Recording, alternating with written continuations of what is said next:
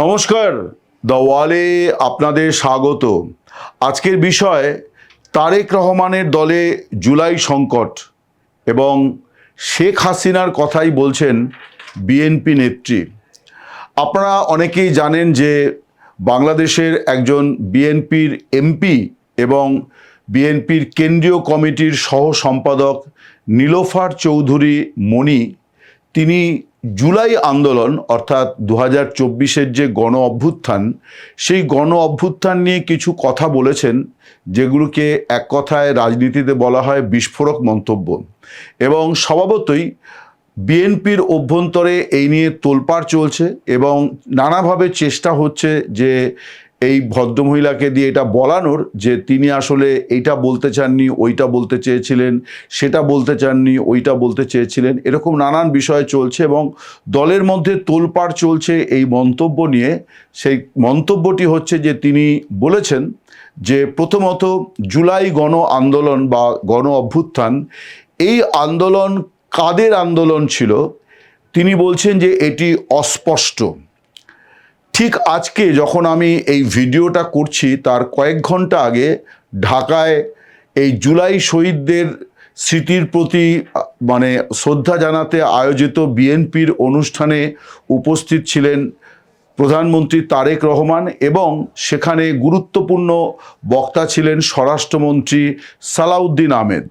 স্বরাষ্ট্রমন্ত্রী সালাউদ্দিন আহমেদ সেই অনুষ্ঠানে দাবি করেছেন যে জুলাই গণ অভ্যুত্থান, যেটা 2024-এ যে গণ অভ্যুত্থানের মুখে শেখ হাসিনা সরকারের পতন হয়েছিল, সেটা আসলে বিএনপির মাস্টার মাইন্ড। এবং তিনি এটাও বলেছেন যে তিনি নিজে অর্থাৎ সালাউদ্দিন আহমেদ নিজে এবং তারেক রহমান, তারা দিনের পর দিন রাত জেগেছেন এবং নির্ঘুম রাত কাটিয়েছেন এবং এই আন্দোলনকে তারা নানানভাবে ডিজাইন করেছেন এবং তার ফলে এই সাফল্য এসছে যে হাসিনা সরকারের পতন হয়েছে, যেটা বিএনপির ভাষায় ফ্যাসিস্টের পতন হয়েছে।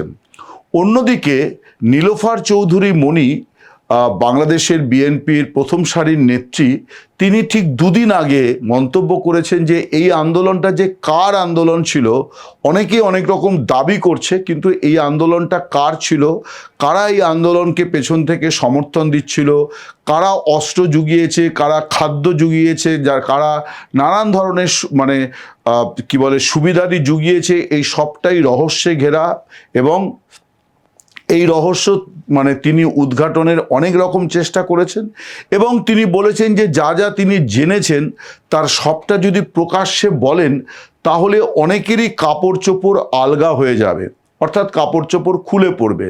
তার মানে এমন কিছু এই নেত্রী জেনেছেন যেটা তার দলের জন্যও যথেষ্ট অস্বস্তির কারণ হবে। এবং যেটুকু যা তিনি বলেছেন তাতেই মোটামুটি রাজনীতিতে একটা বড় ধরনের বিস্ফোরণ বাংলাদেশে শুরু হয়েছে শাসক দলের অন্দরে। আপনাদের মনে থাকবে যে এই 1 জুলাই, যেদিন এই জুলাই গণ অভ্যুত্থানকে উদযাপন, দ্বিতীয় বর্ষ উদযাপনের কার্যক্রমের সূচনা হলো, আমি সেদিন একটি ভিডিওতে আমার ভিডিওর শিরোনাম ছিল যে জুলাই আন্দোলন সেটা কি বাংলাদেশের জন্য সম্ভাবনা নাকি সংকট। আমি অন্তত এই 3 দিনের মাথায় এটা বলতে পারি, 3 দিন 4 দিনের মাথায়, যে বিএনপির মধ্যে এটা নিয়ে একটা চরম সংকট তৈরি হয়েছে। এই সংকটের একটা বড় কারণ হচ্ছে যে প্রথমত এনসিপির সঙ্গে তাদের একটা লড়াই, যে শেখ হাসিনা সরকারের পতনের কৃতিত্ব আসলে কার। আমরা সকলেই সামনের সারিতে দেখেছি যে বৈষম্য বিরোধী ছাত্র আন্দোলনের নেতৃত্বে এই আন্দোলনটি শুরু হয়েছিল, কিন্তু সালাউদ্দিন আহমেদ আজকে দাবি করেছেন ঢাকার অনুষ্ঠানে যে অরাজনৈতিকভাবে এই গোটা বিষয়টিকেই অর্গানাইজ করেছিল বিএনপি। এবং তিনি তার ব্যক্তিগত অবদানের কথাও সেখানে বলেছেন যে তিনি এবং বর্তমান প্রধানমন্ত্রী তারেক রহমান তখন দিনের পর দিন রাত জেগেছেন এবং এই গোটা আন্দোলনটা এবং এই অভ্যুত্থানটাকে তারা অর্গানাইজ করেছেন। ফলে এখানে স্বভাবতই জামায়াতে ইসলামী এবং এখন যারা জাতীয় নাগরিক পার্টি, তারা নিশ্চয়ই এটা কখনোই গ্রহণ করবে না।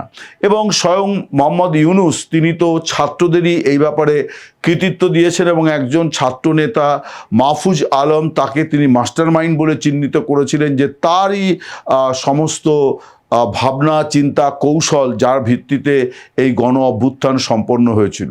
যদিও এটা যত বড় আকারে হয়েছে তাতে একজন ব্যক্তির কথায় সব কিছু হয়েছে এটা ধরে নেওয়ারও কোনো কারণ নেই, কিন্তু বিএনপি যেভাবে দাবি করছে যে এটা তাদের, সেটা নিয়ে কিন্তু বাংলাদেশের অভ্যন্তরীণ রাজনীতিতে একটা টানাটানি, অর্থাৎ এই যে জুলাইয়ের মতন একটা বিষয় যেটাকে আওয়ামী লীগ বিরোধীরা অনেকেই মুক্তিযুদ্ধের সঙ্গে তুলনা করেন, সেই জুলাইয়ের অভিভাবকত্ব নিয়ে এখন একটা বড় ধরনের টানা হ্যাচড়া শুরু হয়েছে।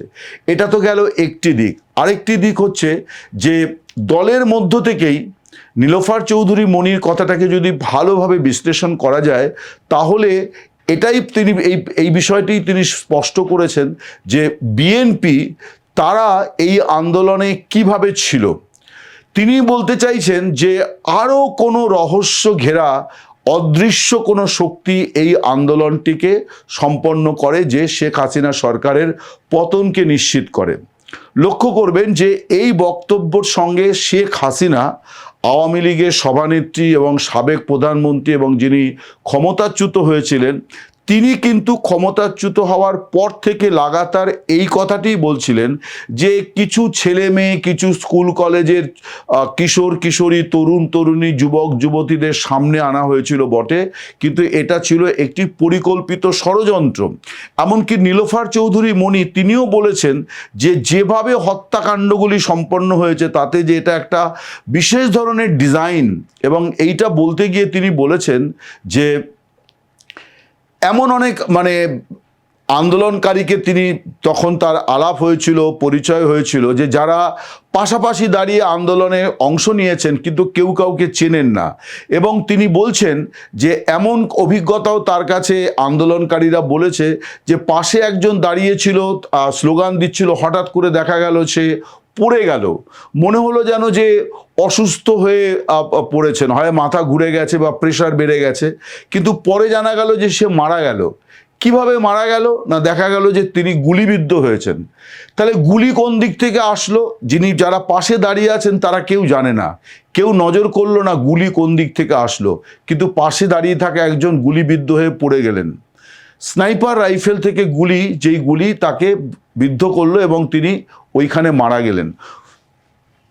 এই নেত্রী, বিএনপির এই নেত্রী বলছেন যেরকম অসংখ্য মানুষ মারা গিয়েছেন, যাদের এইরকমভাবে মারা গিয়েছেন, স্নাইপার রাইফেলের গুলিতে মারা গিয়েছেন, যে গুলি বাংলাদেশ পুলিশ ব্যবহার করে না, যে বন্দুক বাংলাদেশ পুলিশ ব্যবহার করে না।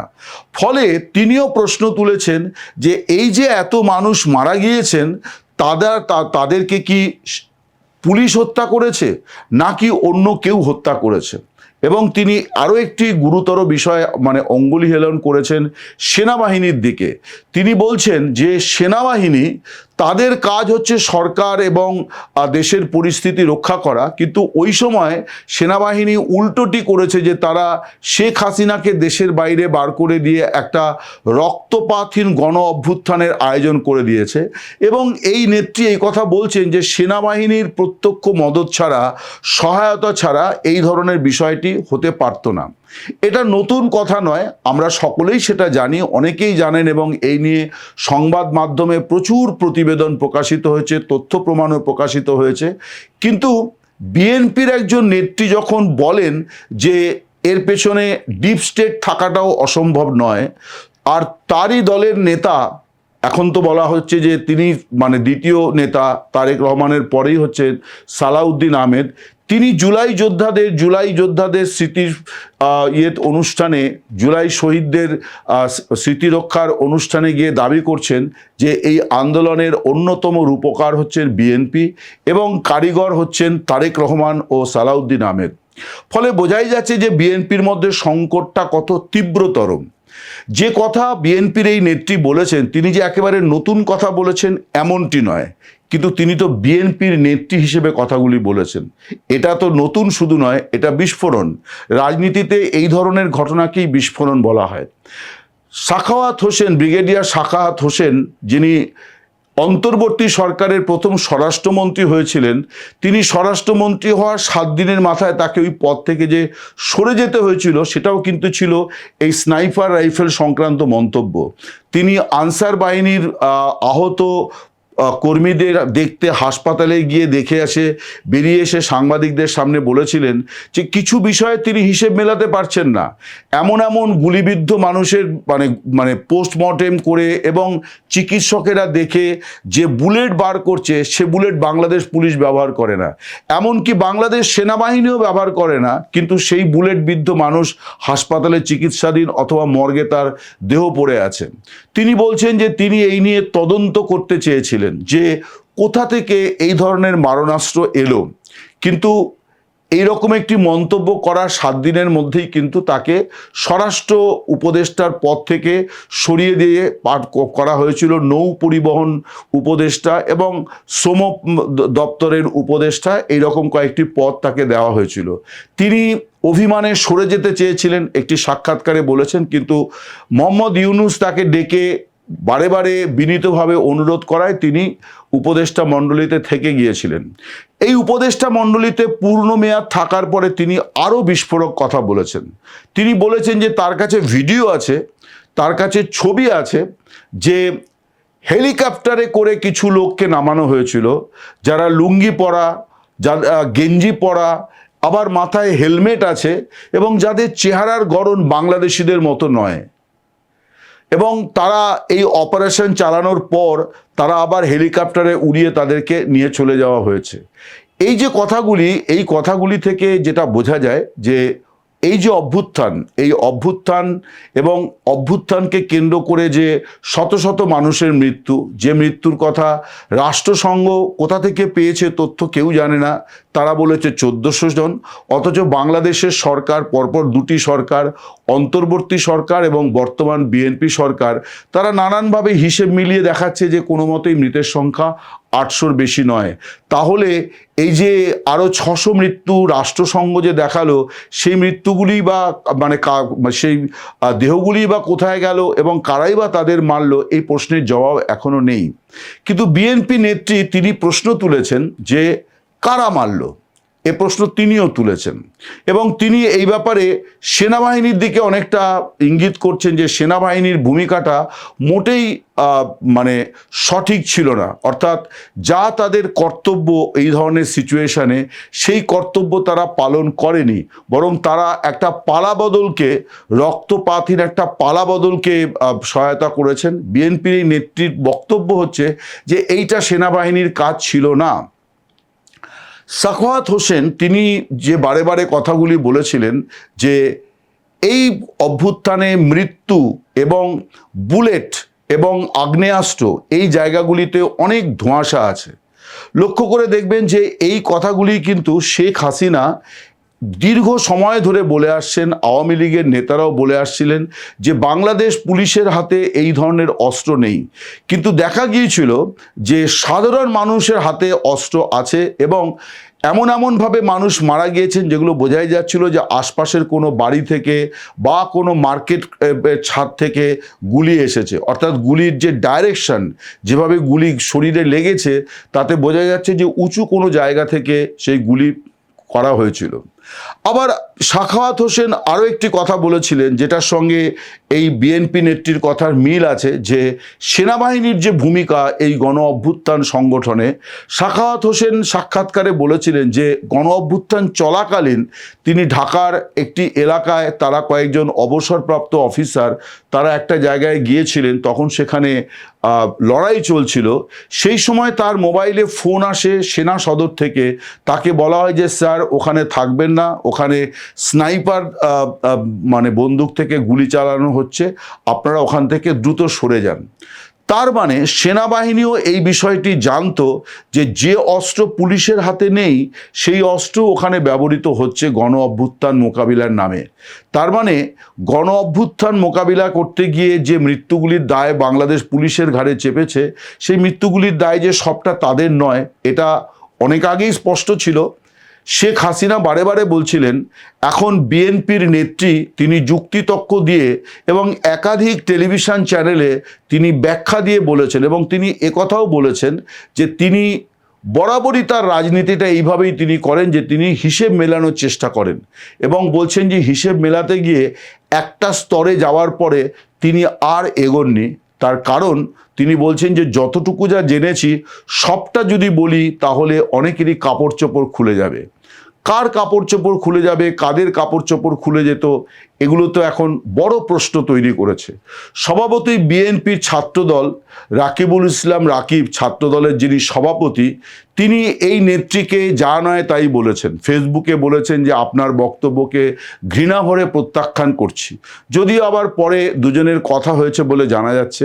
কিন্তু বিএনপির অভ্যন্তরে যে একটা তোলপাড় চলছে যে এই এমপি, সংরক্ষিত আসনের এই এমপি তথা দলের কেন্দ্রীয় কমিটির সহ সম্পাদক যা বলেছেন তা শেখ হাসিনাই এতদিন ধরে বলছিলেন।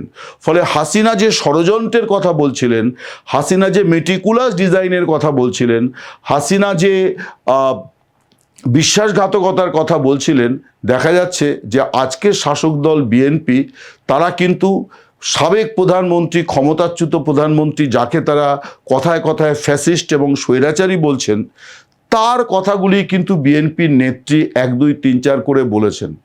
আপনারা যদি একটু স্মৃতি কাজ করান তাহলে দেখবেন যে নীলোফার চৌধুরী মণি এবং শেখ হাসিনা, তাদের দুজনের কথার মধ্যে কোনো ফারাক নেই। যেমন ব্রিগেডিয়ার সাখাওয়াত হোসেনের বক্তব্যের সঙ্গেও শেখ হাসিনার বক্তব্যের কখনোই কোনো ফারাক ছিল না। শুধু একটাই প্রশ্ন যে এত অসঙ্গতি সত্ত্বেও কোনো সরকারেরই সাহস হলো না এই বিষয়গুলি নিয়ে তদন্ত করার। রাষ্ট্রসংঘও কিন্তু এই বিষয়গুলি নিয়ে তদন্ত করার জন্যে বাংলাদেশের কোনো সরকারকেই বলল না। অন্তর্বর্তী সরকারকেও তারা বলেনি, বিএনপি সরকারকেও তারা বলেনি। ফলে প্রশ্ন অনেক, কিন্তু উত্তর খোঁজার চেষ্টা তো নেই, বরং সেটা চাপা দেওয়ার প্রচেষ্টাই অনেক বেশি জোরালো। নমস্কার, শুভরাত্রি, সকলে ভালো থাকবেন।